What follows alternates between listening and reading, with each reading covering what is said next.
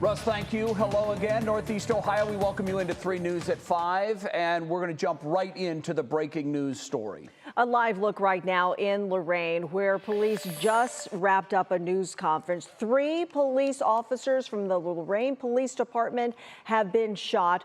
2 of them have been seriously injured. As you just heard in that news conference from the police, the lone suspect is now dead.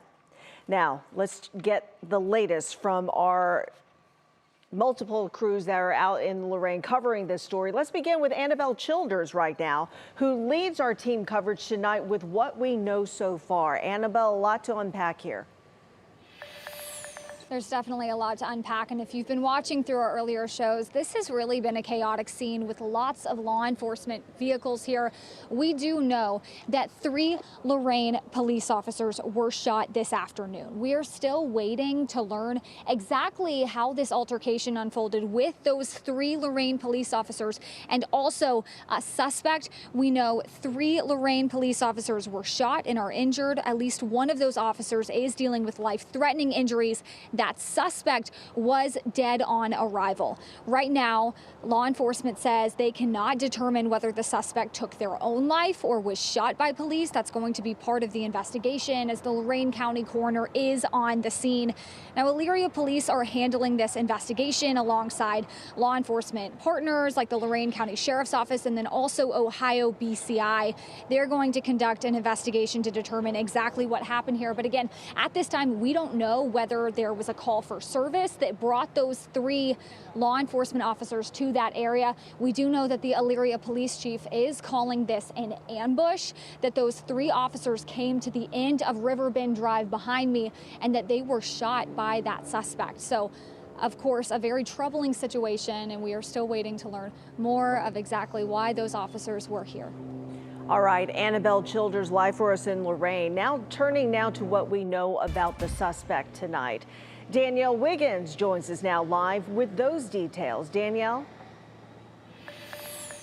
Well, Lena, right now we're learning that that suspect was identified as a 28-year-old white male with a last known address in Lorain.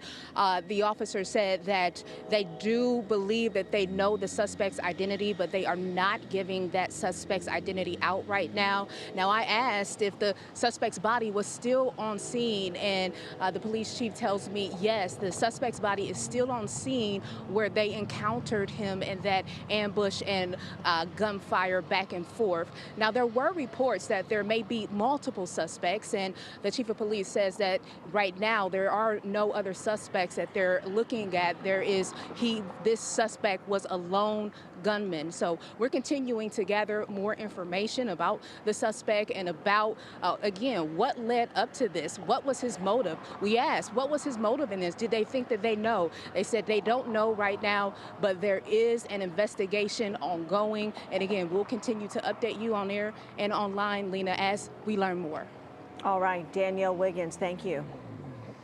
Right now, we want to get a check on the condition of the officer shot. You heard in the news conference that all 3 were transported to area hospitals. At least 2 of them, we know, were taken to Metro Hospital. That's where we find Lindsey Buckingham, who's been working to get all the latest information she can on the injured officers. Lindsey, what do we know right now about their condition?